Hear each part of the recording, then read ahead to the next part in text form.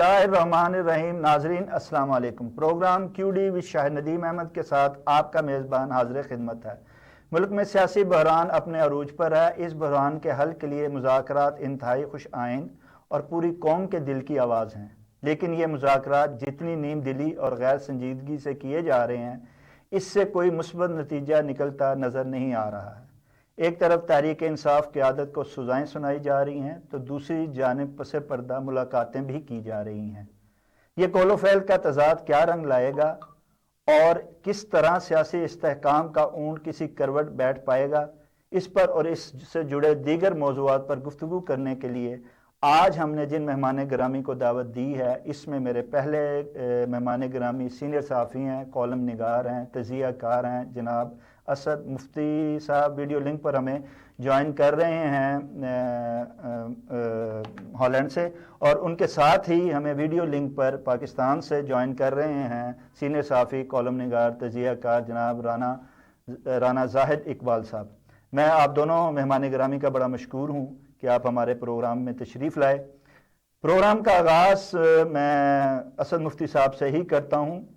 एक तरफ मुज़ाकरात और दूसरी जानब सज़ा और जज़ा चल रहा है, क्या इस तरह सियासी इस्तेहकाम आ पाएगा मुफ्ती साहब? देखिए, पहली बात तो ये कि मैं शुक्रिया अदा कर रहा हूँ कि आप इतनी दूर से मुल्क अजीज में बैठकर तैयार गैर में से एक दोस्त को जो है ले रहे हैं और उससे बातचीत कर रहे हैं, तो मैं इसके लिए बहुत बहुत मशकूर हूँ। जो आपने सवाल किया है, सबसे पहले मैं अपने ही शेर से जो है बात शुरू करता हूँ कि आधी सदी गुजर गई बालिग ना हो सका। आधी सदी गुजर गई बालिग ना हो सका, ऐ किश्वर हसीं तेरी किस्मत खराब है। बहुत खूब, बहुत खूब। तो अब आप इस तनाजर में रख के देखिए तो 47 से लेके अब तक क्या कुछ हुआ है।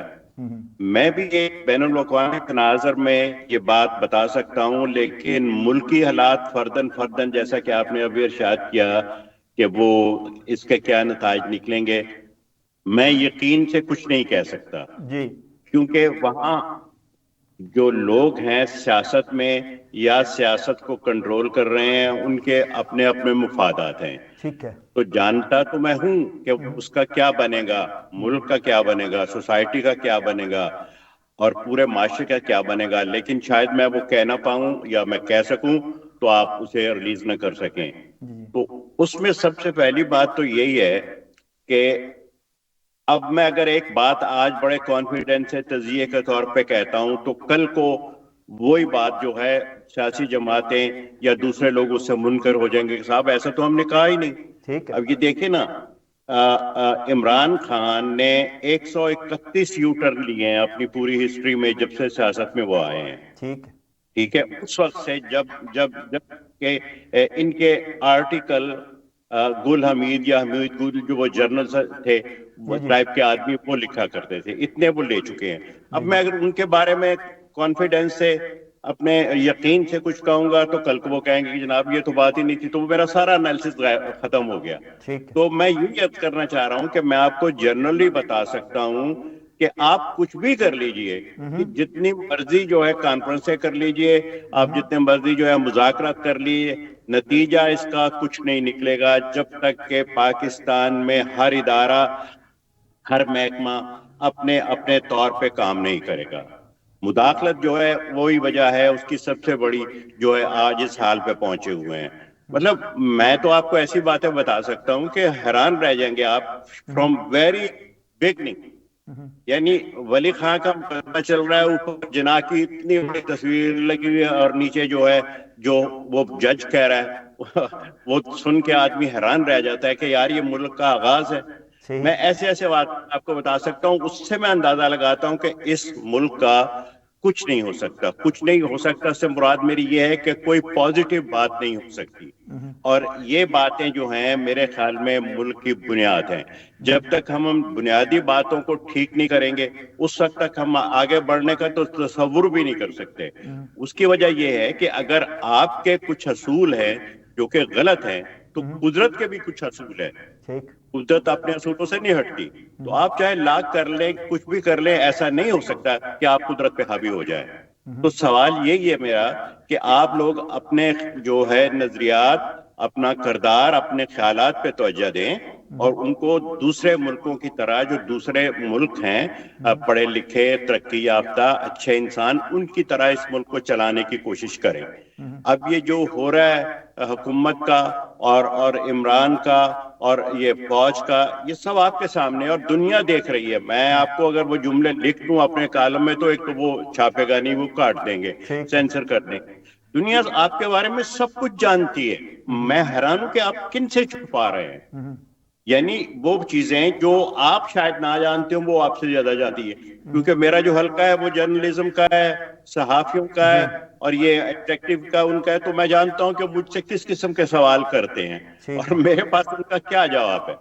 یعنی بعض بات تو واقعی بڑی شرم آتی ہے کہ یہ کیا ہو رہا ہے اور وہ ہمیں اس نام سے پکار رہے ہیں اس ملک کے حوالے سے بلا رہے ہیں. تو اس لیے میرے خیال میں کہ مذاکرات کی یہ بات نہیں ہے یہ دونوں فریقوں کے لین دین کا معاملہ ہے. اور جس دن لین دین ہو گیا اس دن اس کے خلاف جتنے مقدمات ہیں یہ ہمارے محترم عمران خان ختم ہو جائیں گے اور اس کو کسی نہ کسی طرح پھر باری آ جائے گی اس کی یا کسی اور طریقے سے ایڈجسٹ کرنا ہوتا ہے. آپ جتنا حکومت کے معاملے میں ایڈجسٹ کریں گے اتنے آپ زیادہ کامیاب رہیں.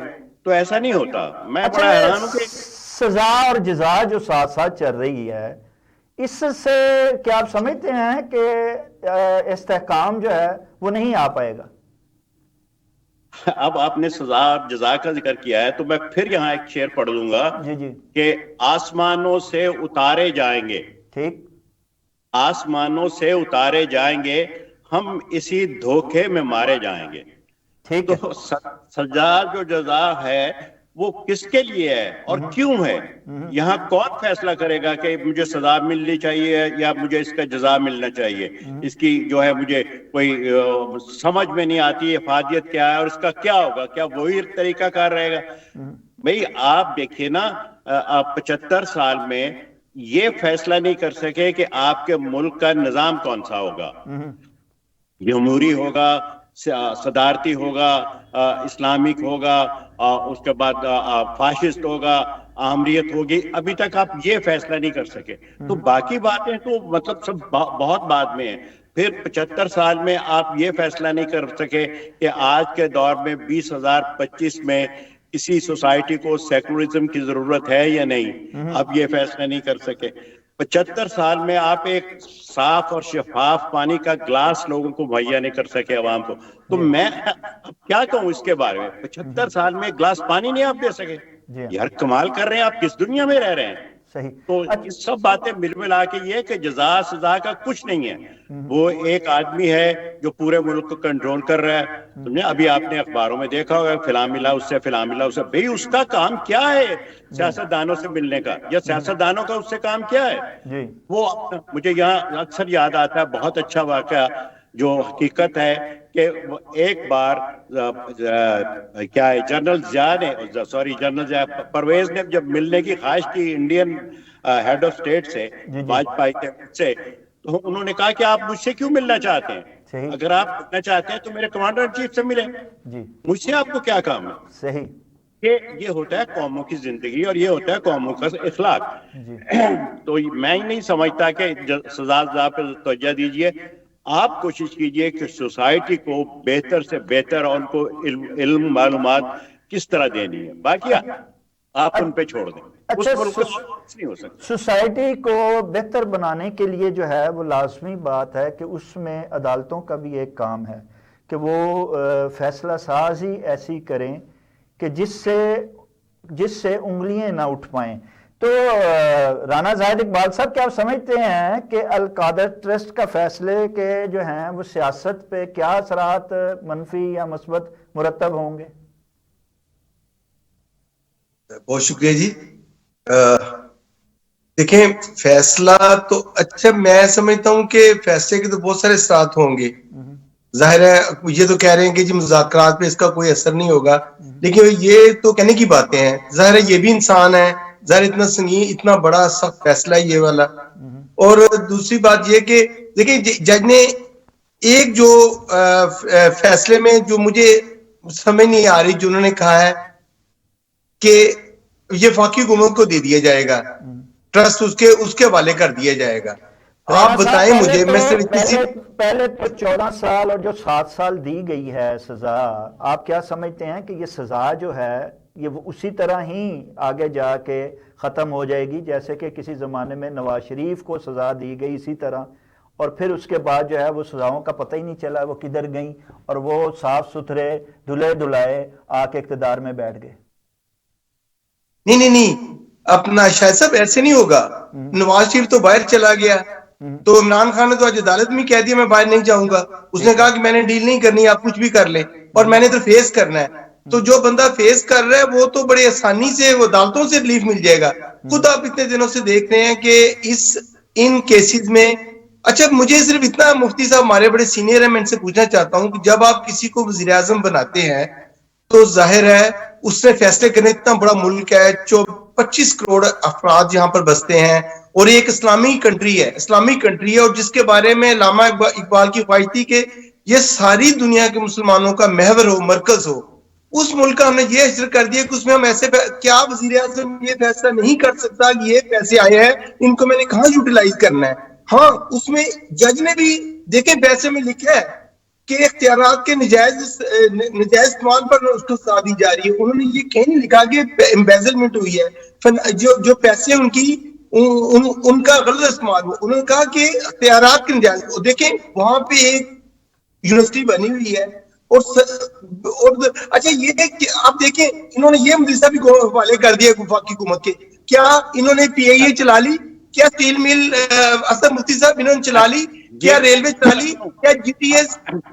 آپ نے میری طرف انگلی اٹھائی ہے تو اٹس اے گڈ، بہت اچھی بات ہے. جو میں کہنا چاہتا ہوں اس سے باتیں نکلیں گی. بات یہ ہے کہ پہلے ہی آپ کا جملہ ہے کہ وزیر اعظم بنایا. وزیر اعظم بنایا نہیں، وزیر اعظم بنا. جب تک آپ کے ذہن میں یہ بات نہیں آئے گی کہ یہ اس کا رائٹ ہے اور یہ ایمانداری سے بن رہا ہے، ووٹنگ سے بن رہا ہے، اس وقت تک بات آگے بڑھ ہی نہیں رہی. مجھے سمجھ میں آ رہا ہے پوری آپ کی سوچ، اور ایسی ہی سوچ سب لوگوں کی ہے کہ بھی کیسے ہے بنایا. 71 کے انتخابات مفتی صاحب، 71 کے انتخابات ایک ایسے انتخاب ہے جہاں پر وزیر اعظم بنا ہے، جہاں پہ وہ جیتے ہیں. باقی کسی انتخابات میں ان کو بنایا گیا ہے سبھی کو. نہیں سنیے، میں یہ کہہ رہا ہوں انتخاب کے بارے میں تو مجھے اور اہل یورپ کو یہ سمجھ ہی نہیں آتی کہ آپ بار بار یہ بات کیوں کہتے ہیں انتخاب کی تاریخ نہیں بتلائی جائے گی، انتخاب اپنی تاریخ پہ ہوگا، انتخاب اپنے وقت پر. ارے یہ کہنے کی باتیں ہیں، یہ تو تحریک کا حصہ ہے، آپ نے جو طے کیا ہے وہ ہوگا.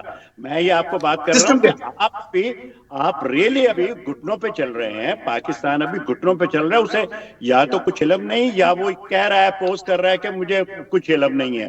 دونوں میں بات ہے. اب دیکھیں نا، یہ جو میں نے آپ سے بات کی کہ وزیر اعظم اور اقتدار میں آنا اور انتخاب، بھیا وہاں ایک بڑی غلط چیز جو ہے وہ رائج ہو چکی ہے کہ جو اقتدار ہے وہ آدمی کو وہ جو ہے وہ کرپٹ کر دیتا ہے، اقتدار یہ کر دیتا ہے، اقتدار کی وجہ سے سارا ہو رہا ہے. ایسا ہرگز نہیں ہے، یہ جملہ ہی غلط ہے. لوگ اس کا انالیسس ہی نہیں کرتے. اقتدار آپ کو کرپٹ نہیں کرتا، اقتدار کے گھس جانے کا خوف آپ کو کرپٹ کرتا ہے کہ میرے پاس یہ اقتدار رہے گا کہ نہیں. اگر ایک پرائم منسٹر آتا ہے انتخاب کے بعد، اس کو کوئی فکر نہیں ہے، وہ تنخواہ پہ کام کر رہا ہے اور اس کو کوئی فکر نہیں ہے کہ 2 سال 5 سال کے بعد ایک آدمی بندوق لے کے آئے گا کہ ہٹ جا تو مجھے ہٹنا پڑے گا. اس لیے وہ سوچتا ہے اس سے پہلے جتنا جو میں کر سکتا ہوں وہ کر لوں. تو ایک گھس جانے کا جو خوف ہے وہ آدمی کو کرپٹ کرتا ہے. اور یہی آج تک ہو رہا ہے کہ کوئی بھی آدمی اپنی پوری ٹرم پورا نہیں کر سکا، پوری جو ہے مدت پوری نہیں کر سکا. تو اس کی کوئی نہ کچھ تو وجوہات ہوں گی، یا ہم صرف بول بال کے اور میں بھی بند کر کے بیٹھ کے کافی پینا شروع کر دوں گا اور اپنے کاموں میں ایسا نہیں ہے. اچھا مفتی صاحب یہ جو کہتے ہیں کہ ظلم کا نظام چل سکتا ہے، بے انصافی کا نظام جو ہے وہ کبھی بھی نہیں چل سکتا. جب آپ یہ دیکھیں گے کہ اس قسم کے کیسز بنائے جائیں گے اور پھر اسی قسم کے جب فیصلے آئیں گے تو کیسے کوئی انتخاب جو ہے وہ ٹھیک ہو سکتا ہے، کیسے جو ہے وہ معاشرہ درست ہو سکتا ہے، اور کیسے ملک جو ہے وہ آگے بڑھ سکتا ہے اور اس میں استحکام آ سکتا ہے؟ آپ کیا دیکھیے یہی میں عرض کر رہا ہوں آپ سے کہ نہ تو وہ کیا ہے، یہ حضرت علی کا قول بار بار دہراتے ہیں کہ نا انصافی کا اور ظلم کا دونوں نظام نہیں چل سکتے جب تک کہ آپ کا ذہن جو ہے یہ قبول نہیں کرے گا کہ ون مین ون ووٹ اور ہر آدمی کو ووٹ دینے کا حق ہے، اور ووٹ کو ووٹ سمجھ کے کیا جائے، کوئی اس کے اوپر وہ چیز نہیں ہے، کوئی اس کے اوپر آئین جو ہے، مطلب بات تو بہت دور تک جائے گی۔ اور یہ آپ کا جو پروگرام ہے یہ تو بہت چھوٹا ہے، آپ کو میں ایسی ایسی مثالیں دے سکتا ہوں کہ انہوں نے اپنی قوم ملک کو بنایا، مثلا میں کوریا کی بات کر رہا ہوں، لیکن ناجائز طریقے سے بنایا، فاشزم سے بنایا، فوجیوں نے بنایا، یعنی کوریا جو آج کھڑا ہے صرف ان کی وجہ سے کھڑا ہے، اتنا مضبوط اور اتنا اعلیٰ، لیکن جب وہ ہٹ گئے تو ان پہ مقدمات چلے کہ آپ کو جرت کیسے ہوئی کہ آپ آئیں اور ملک پر قبضہ کر لیں، حالانکہ انہی کے عہد میں ترقی ہوئی، انہی کے دور میں آج کوریا جو ہے کوریا بنا ہوا ہے۔ تو بات سلیقے کی ہے، طریقے کی ہے کہ آپ کا ہے کیا۔ آپ جو دیکھتے ہیں کہ بھئی وقت جو ہے وہ ٹپاؤ اور ختم کرو، اور جو کما سکتے ہو جتنا کما لو، جیسے کہ میں نے کہا اس کی یہ وجہ ہے۔ اب یہ بھی بات ہو رہی تھی عدلیہ کی، کیا عدلیہ کو میں بتاؤں گا کہ اس نے کیا فیصلہ کر رہے ہیں؟ تو کیا وہ کہاں سے پڑھ کے آئی ہے، اس نے کیا کیا؟ مفتی صاحب عدلیہ کا جو فیصلہ ہے وہ تو یقین واڈا 2 دن سے بتا رہے ہیں، بلکہ پچھلی دفعہ جو 1 ویک پہلے تبھی واڈا نے بتانا اس کا مطلب جو فیصلہ لکھا جاتا ہے ان کو پہلے بتا دیا جاتا ہے، اور اس کا مطلب یہ ہوا کہ لکھنے والا کوئی اور ہے اور یہ فیصلے کہیں اور لکھے جاتے ہیں، جو ججوں کو دیتا ہے وہ ان کو بھی دے دیتا ہے۔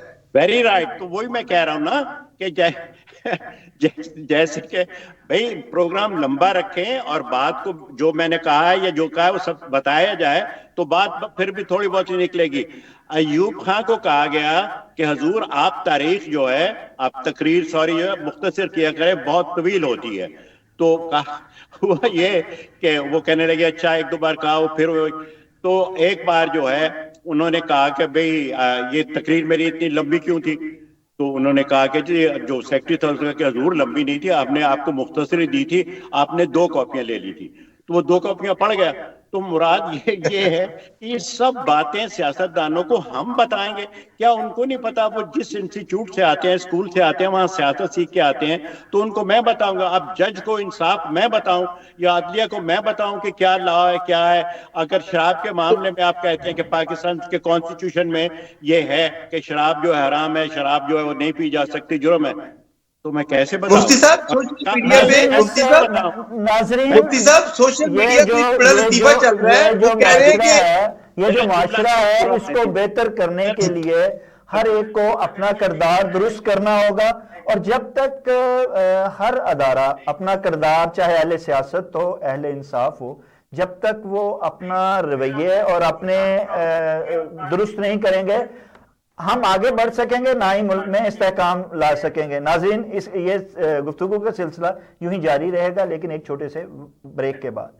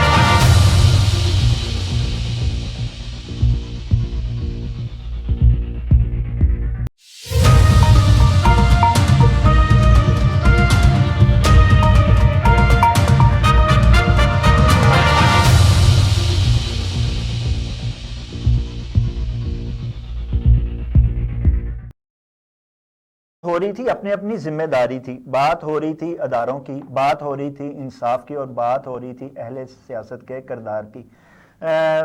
مفتی اسد مفتی صاحب، آپ بات کر رہے تھے اداروں کی اور بات کر رہے تھے اہل سیاست کے کردار کی۔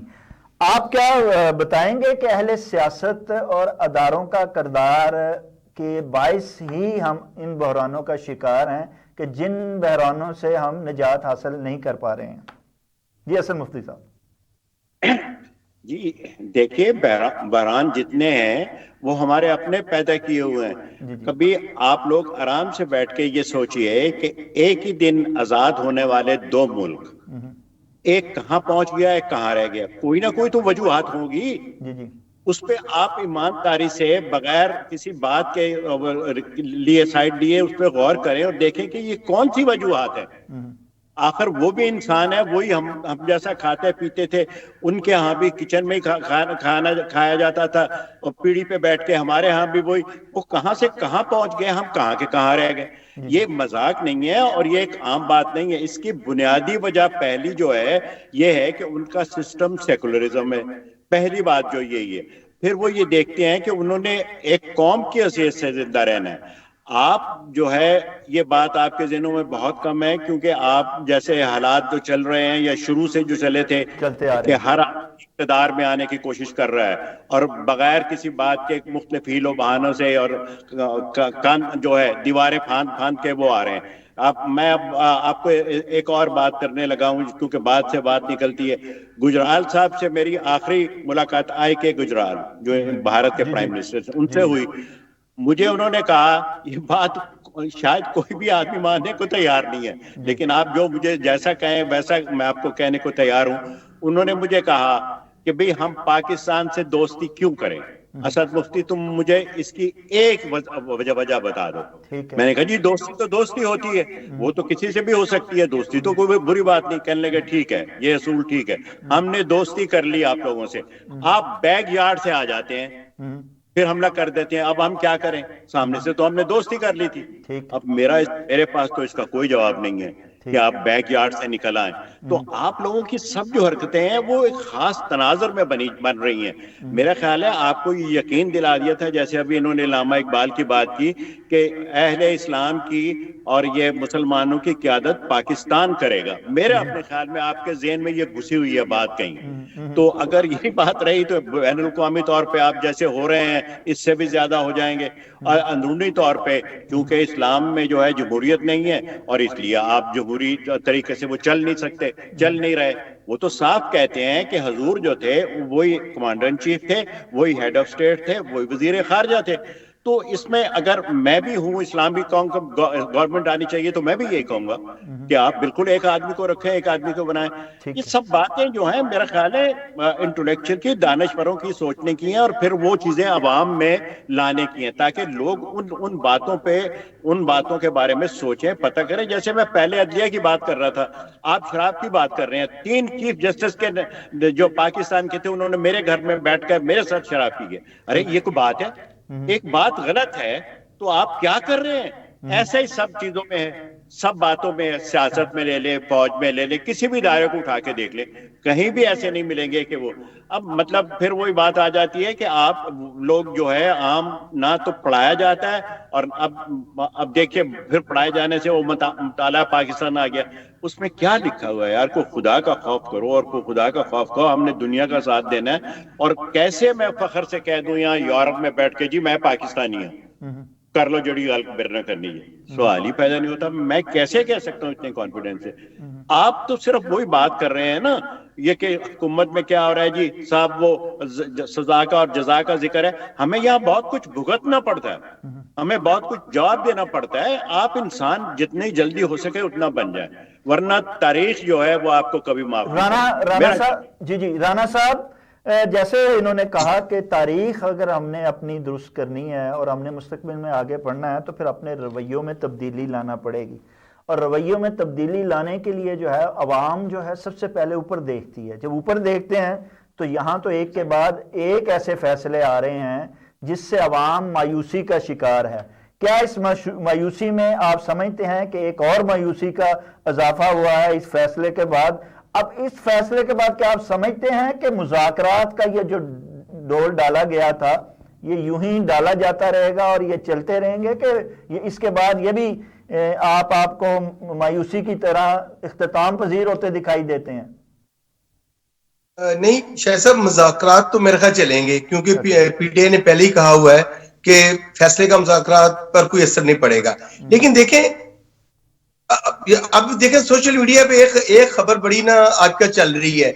وہ کہہ رہے ہیں کہ علامہ اقبال نے جو شکوہ نظم لکھی تھی، ہماری عدلیہ سے تو بچا اس کے اتنے سالوں کے بعد، اتنی دہائیوں کے بعد اس پہ بھی فیصلہ لیا جا سکتا ہے. یعنی عدلیہ نے اپنی رہی صحیح ساتھ تھی جو وہ بھی ختم کر دی ہے، اور خود سے روز چینلوں پہ ڈسکس ہو رہا ہے، روز وکلا ان کے بھی بات کرتے ہیں کہ کوئی اس میں کوئی ثبوت نہیں ہے، کوئی ایویڈنس پیش نہیں کیا جا رہا. لیکن دیکھیں فیصلہ کیسا آ گیا. اور یہ فیصلہ خود سے، میرا خیال ہے بانی پی ٹی آئی تو خود چاہتے ہیں کہ یہ فیصلہ ہے میری مقبولیت عوام میں مزید بڑھے، اور ایسا ہی کیا انہوں نے. اور یہ دیکھیں، اور دوسری بات یہ کہ ہم کب، شاہد صاحب، ہم کب عوام پر یا سیاستدانوں پر بھروسہ کریں گے؟ ہم کب تک یہ سیاستدانوں کو ان کو یہی لولی پاپ دیتے رہیں کہ ان کی یہی رہنمائی کرتے رہیں گے؟ کیا سیاستدان جو ووٹ لے کے عوام سے آتے ہیں تو کیا ان کا حق نہیں بنتا کہ وہ حکومت کریں؟ ابھی 77 سالوں میں ہمارے ہاں کبھی ایسا نہیں ہوا. اب تو دیکھیں میرا خیال مارشل اللہ کے ادوار میں بھی ایسا کبھی نہیں ہوا کہ جس طرح سے اب حکومت کی جا رہی ہے، بانگیں دہل کی جا رہی ہے. اور دیکھیں سب سے بڑھ کے اسد مفتی صاحب اس بات پہ تھوڑا سا ضرور بعد میں تبصرہ کیجیے گا کہ دیکھیں ہم آئین کی ساری صورتحال بدل گئی ہے. آئین کا ریاست کے بارے میں جو ہے اس کو بدل دیا ہے. تو یہ جب ایسا ہوگا تو ظاہر ہے کہ جب آپ آئین میں ترمیم کر رہے ہیں، اپنی مرضی کا آئین کو آپ اس کی وضاحت کر رہے ہیں، تو ظاہر مسائل تو ایسے ہی آئیں گے. ظاہر ہے یہ فیصلہ بھی ایسا ہی ہے، یہ فیصلہ جائے گا. انہوں نے میرے خیال آج ہی، ابھی میرے خیال شاید وہ پٹیشن فائل کرنے لگے ہیں، ابھی خبر آ رہی ہے کہ وہ آج ہی اس کو فائل کر دیں گے ہائی کورٹ میں. فیصلہ تو جو بھی آئے گا، لیکن دیکھیں دنیا میں جگ انسانی کتنی انسانی حقوق کہتے ہیں جی پاکستان میں انسانی حقوق کا ایک ادارہ ہے. پچھلے دنوں میں اسلام آباد گیا تو میری ملاقات ہوئی، اس کے وہ جو اس کے جسٹس ہیں وہ جج کے برابر ہی ہے، ان کا بھی عہدہ ہے. تو میں نے کہا یہاں صرف، میں نے کہا لگتا ہے یہاں پہ صرف انسانی حقوق ہے، انسانی حقوق کا ادارہ ہے، انسانی حقوق نہیں ہے. انسانی حقوق پہ تو کوئی عمل درآمد ہی نہیں ہے. دیکھیں آپ میڈیا میں آ جائیں، اس میڈیا میں، اور دیکھیں گورنمنٹ کو اتنا پتا تھا کہ گورنمنٹ کے وزراء، گورنمنٹ کے مشیر، گورنمنٹ کے ترجمان اس فیصلے کے حق میں بغیر کسی دلیل کے اس فیصلے کی بات ہی کیے جا رہے ہیں، اس فیصلے کے آنے کی بات، سزا کی بات کیے جا رہے ہیں. جی بہت بڑا عمران خان نے، کیا کسی نے یہ بھی کہا ہے؟ اور شاید سے میں آپ کو یہ بات بتا دوں، اگر یہ فیصلہ عمران خان کسی سے پوچھ کر کرتا تو یہ یونیورسٹی کبھی نہ بنتی، اس یونیورسٹی کو کوئی نہ بننے دیتا. اور اس یونیورسٹی کے میں سمجھتا ہوں کہ یہ ایک بہت بڑا کام ہے، اور اس کو اکنالج کیا جانا چاہیے، عمران خان کی سروسز اکنالج کیا جانا چاہیے، اور اس کا بلکہ میں سمجھتا ہوں کہ اس کو انہیں اپریشیٹ کرنا چاہیے. اچھا، یہاں اپریشیشن کی بات تو اسد مفتی صاحب ہوتی نہیں ہے، نہ ہی کبھی کسی کی اپریشیشن کی جاتی ہے، نہ ہی کسی کی اہلیت اور صلاحیت کو مانا جاتا ہے. اسی وجہ سے بیرونی ملک لوگ جو ہیں وہ آئے دن جا رہے ہیں، اور وہاں جانے کی کوشش میں آئے دن کشتیوں میں ڈوب رہے ہیں، مر رہے ہیں. لیکن اس حکومت کو صرف اقتدار کے علاوہ کوئی سوجھ نہیں رہا ہے. اچھا، فیصلے کچھ بھی آئیں، لیکن عوام جو ہے وہ جو ہے ان کا برا حال ہے. عوام کسی کی ترجیحات میں شامل نہیں ہے، اور عوام کو ان فیصلوں سے یا کسی کے اقتدار کے یا بے اختیاری سے کوئی غرض نہیں ہے. اسد مفتی صاحب، آپ کیا سمجھتے ہیں کہ عوام کا جو ہے، پاکستانی عوام کا یہ حال اسی طرح ہی رہے گا؟ کیسے ممکن ہو کہ عوام کی دادرسی ہو سکے اور عوام ان بحرانوں سے باہر نکل سکیں؟ دیکھیے، یہ آپ نے اپنی بات جو ہے خود ہی کر دی. میں تھوڑی سی بڑھاؤں گا کہ باہر جو جا رہے ہیں لوگ، یہ تو حکومت خود کہتی ہے کہ جاؤ یہاں سے دفع ہو جاؤ. آپ کو یاد ہوگا، مجھے اچھی طرح یاد ہے، جیلانی پرائم منسٹر جب تھے تو اس سے بی بی سی نے انٹرویو کیا تو اس کو بھی یہی سوال کیا تھا جو آپ مجھے کر رہے ہیں. تو وہ کہہ رہا ہے، پرائم منسٹر کہہ رہا ہے کہ بھئی اس میں کیا بری بات ہے، جو جانا چاہتا ہے، بلکہ اس نے نیگیٹو لفظ استعمال کیا تھا کہ جو ابھی ہونا چاہتا ہے، جو دفع ہونا چاہتا ہے ہو جائے، ہمیں کوئی اعتراض نہیں ہے. تو آپ تو یہ کہہ رہے ہیں کہ بھئی جانا چاہے تو چلے جائے. اور پھر میں یہ عرض کروں گا، اس معاملے میں میرا ذرا نقطہ نظر دوسرا ہے. آپ آئیں، باہر آئیں، کیونکہ اس کے بغیر شاید آپ کا گزارا نہیں ہے.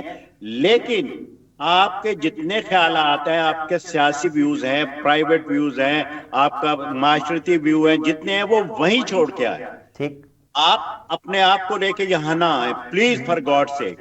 جو یہاں ہو رہا ہے اب, جو جہاں ہونا شروع ہو گیا ہے, یہ وہی ہیں جو آ رہے ہیں دھڑا دھڑ. یورپ یا ویسٹ جو ہے وہ آپ کے لیے جگہ نہیں ہے. پلیز, یہ میں بات بار بار کہہ رہا ہوں, اس سے آپ کا جو وہ ہے سلسلہ بہت تیزی سے بگڑ جائے گا, اور بھی تیزی سے بگڑ جائے گا. کیونکہ اگر آپ نے آنا ہے, جس آدمی نے بھی آنا ہے, وہ اپنے ہر چیز کی گٹھڑی ایئرپورٹ پہ چھوڑ کے, یا اگر جہاز پانی کے جہاز میں بیٹھنا چاہتا ہے وہ چھوڑ کے بیٹھے. یہاں ان کی ایک بات بھی ایسی نہیں ہے جو قابل رشک ہو یا وہ قابل عمل ہو. اس لیے یہ بات تو آپ چھوڑ دیں. باہر تو بھاگیں گے کیونکہ ہے کچھ نہیں. میں آپ کو بتاؤں, دبے دبے لفظوں میں یہ انڈیا میں بھی شروع ہو گیا ہے. مجھے پتا ہے کیونکہ میں تو وہاں جاتا رہتا ہوں, میرے دوست ہیں سبھی, کہ بارڈر پہ انتظامات کیے جائیں. کسی وقت بھی لوگوں کا حلہ اس طرف بھی آ سکتا ہے.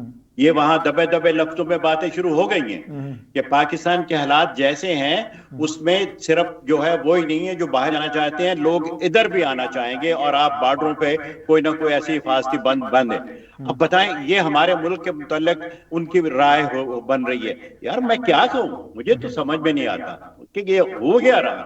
اور مجھے کوئی بتا دے, کوئی بھی آدمی, جتنی آپ کی آبادی ہے, کہ یہ پلان ہے, اس طریقے سے یہ ملک ٹھیک ہو جائے گا. کوئی ایک آدمی, تو میں بلا مبالغہ پہلا آدمی ہوں گا جو اس کی جو ہے حمایت کرے گا, جو اس کی پلیٹ کرے گا ساری دنیا میں کہ جی ایسا ہونے سے پاکستان ایک دن ٹھیک ہو جائے گا. باخدا. مفتی صاحب, میں آپ کسی شہزہ میں سوال میں جو آپ کا سوال تھا تھوڑا ایڈ کرنا چاہتا ہوں. ایک ہمارے ہاں مفتی صاحب یہ بڑی غلط سوچ ہے, وہ کہتے ہیں لوگ باہر چلے جائیں, باہر سے فارن کرنسی بھیجیں اور ہمارے ملک میں ترقی ہوگی.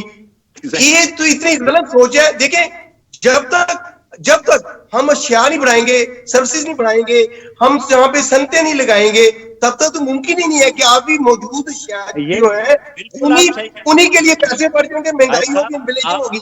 آپ کی بات کی تردید میں نہیں کر سکتا, پھر میں کہہ رہا ہوں میں یہ بات آگے بڑھا سکتا ہوں. مجھے تو یوں لگتا ہے بعض اوقات کہ آپ کا ملک بنا ہی جو ہے وہ غیر ملکی کرنسی کے لیے ہے کہ کب لوگ بھیجیں اور یہ ملک چلے. کبھی ایسا ہوا ہے تاریخ میں کہ لوگ باہر سے پیسہ بھیجے اور ملک چلے اور ملک ترقی کرے؟ چین کے جو ہے مفتی صاحب, یہاں پہ تو ہر حکومت جو ہے امریکہ میں ہے نہیں, یہاں پہ جو بھی اقتدار میں آیا ہے اس نے ہمیشہ اوورسیز پاکستانیوں کی طرف ہی دیکھا ہے, اور اس نے ہمیشہ کشکول لے کے ہی گھوما ہے. تو کیا آپ سمجھتے ہیں کہ جب تک خود انصاری کا رویہ اختیار نہیں کیا جائے گا اور اہل اقتدار نہیں کریں گے, عوام کیسے اپنے ہاتھ سے یہاں تو عوام بھی اب ایک دوسرے سے مانگنا شروع ہو گئے ہیں. ایگزیکٹلی. اور پھر یہ ایسے ملک تو نہیں بنتے نا. اب انڈیا دیکھیں, انڈیا کا جتنا باہر سے بھیجا جاتا ہے یہ وہ آپ کے قومی بجٹ سے زیادہ ہے. تو کیا انڈیا صرف انہی لوگوں پہ ڈیپینڈ کر کے بیٹھ جائے؟ صحیح. وہ جتنا پیسہ آپ سارا بھیجتے ہیں غیر ملکی جو ہے پاکستان میں, انڈیا آپ کے بجٹ جتنا ہے اس سے زیادہ ہے انڈیا کے لوگ جو بھیج رہے ہیں, لیکن وہ اس پہ ڈیپینڈ نہیں کرتا. اور دوسری بات میں آپ کو ایک اور بات بتاؤں, بالکل جو ہے لوگوں کو علم کے اس کے قریب سے بھی نہیں گزری, کہ یہاں جو ہے ان کے لوگ جو انہوں نے ایسوسیشن بنائی ہوئی ہیں, مثلاً انڈین ایسوسیشن مثلاً اور دوسرے, ان کو جب وہ کوئی فیصلہ کرتے ہیں, انڈین گورنمنٹ اگر کوئی فیصلہ کرتی ہے بڑا فیصلہ, تو ان کا ایک نمائندہ اس میں بٹھایا جاتا ہے. وہ غیر ملکی جتنے ہیں ان کی نمائندگی کر رہا ہے ان کی کیبنٹ میں بیٹھ کے ان کے ڈیسیژن میں. اتنی ان کی پاور ہے اور اتنا وہ اپنے ملک کو لیتے ہیں. مفتی صاحب, یہاں بھی تو ووٹنگ کا حق دے دیا گیا ہے اوورسیز کمیونٹی کو, اور یہاں بھی بہت سے اداروں میں نمائندگی دی جا رہی ہے اپنے خیر خواہوں کو جو ان کی پارٹی سے منسلک ہیں. ہاں, کیا دیکھیں نا, وہاں انہوں نے ایک قانون بنایا کہ صاحب اتنی دیر تک وہ رہیں گے, اس کے بعد اگر چھوڑنا چاہیں تو ایک نیشنلٹی چھوڑ دیں. مثلا کئی جگہ پہ دونوں رکھی ہوئی ہیں وہ چھوڑ رہے ہیں, کئی جگہ پہ صرف ایک نیشنلٹی ہے کہ آپ اگر بننا چاہتے ہیں. میں انڈیا کی بات سوری کر رہا ہوں. پاکستان کا جو مسئلہ ہے وہ تو کچھ بھی نہیں ہے, وہ جس طرح پریشر ڈالتا ہے اس طرح وہ اپنے فیصلے بدل دیتا ہے. وہ اپنے مفاد کو دیکھتا ہے کہ کس طرح سے پیسے ہمیں مل سکتے ہیں, کہاں سے مل سکتے ہیں, کیسے مل سکتے ہیں, یہ اس سے غرض نہیں ہے. یار سب کچھ لکھا ہوا ہے, آپ مجھ سے کیوں بلواتے ہیں؟ وہ جو امریکن سیکرٹری نے کہہ دیا تھا پیسوں اور مانگ کے بارے میں, وہ لکھا ہوا ہے. اب مجھے کوئی یہ بات کہے تو میں تو آنکھ نہیں اٹھا سکتا. اچھا اسد مفتی صاحب، یہ تلخ باتیں تو یوں ہی جاری رہیں گی، لیکن لوگ بہت کم جانتے ہیں، لیکن جو جانتے ہیں وہ آپ سے بڑی محبت کرتے ہیں اور بڑی عقیدت کا رشتہ رکھتے ہیں کہ آپ صرف لکھتے نہیں ہیں، آپ صرف صحافت ہی نہیں کرتے ہیں بلکہ بڑی خوبصورت شاعری بھی کرتے ہیں. تو کیا ہم آپ کی اس فائدہ اٹھاتے ہوئے اس ملاقات سے کیا ہم آپ کی کوئی خوبصورت سی نظم یا خوبصورت سی غزل سن سکیں گے؟ ہاں، میں آپ کو کچھ شعر سنا دیتا ہوں. جی بڑی بہت مہربانی. اچھا ہے کہ اگر سننا چاہیں تو اٹس جی ویری جی نائس. جی جو بالکل ہیں جی مثلا بالکل. شعر جو ہے ایک میرا یوں ہے کہ انہیں تلاش تھی سقراط و عیسیٰ و منصور. واہ. انہیں تلاش تھی سقراط و عیسیٰ و منصور، جی. اسد میں اپنے قبیلے سے بھاگ آیا ہوں. واہ واہ، یہ تو موجودہ حالات کے حوالے سے بڑا خوبصورت جو ہے. جی، اور اس کے ساتھ کوئی اور ہو جائے. غزل کے چند شعر سنا دیتا ہوں کہ جی جی. تو جو مانگے کہاں سے لاؤں میں، واہ. تو جو مانگے کہاں سے لاؤں میں. کہاں سے لاؤں میں، جی. خود کو کیوں آئینہ دکھاؤں میں. واہ. اور خون میرا ہے میرے دامن پر، خون میرا ہے میرے دامن پر، کون قاتل ہے کیا بتاؤں میں. واہ سبحان اللہ. تجھ کو دیکھوں، خون میرا ہے میرے دامن پر، کون قاتل ہے کیا بتاؤں میں. تجھ کو دیکھوں تو منزلوں سے پرے، تجھ کو دیکھوں تو منزلوں سے پرے، تجھ کو سوچوں تو پاس پاؤں میں. واہ. اور گھر کو مقتل بنا لیا میں نے، گھر کو مقتل بنا لیا میں نے. مقتل بنا لیا میں نے، اب کہاں تک کسے سجاؤں میں. واہ.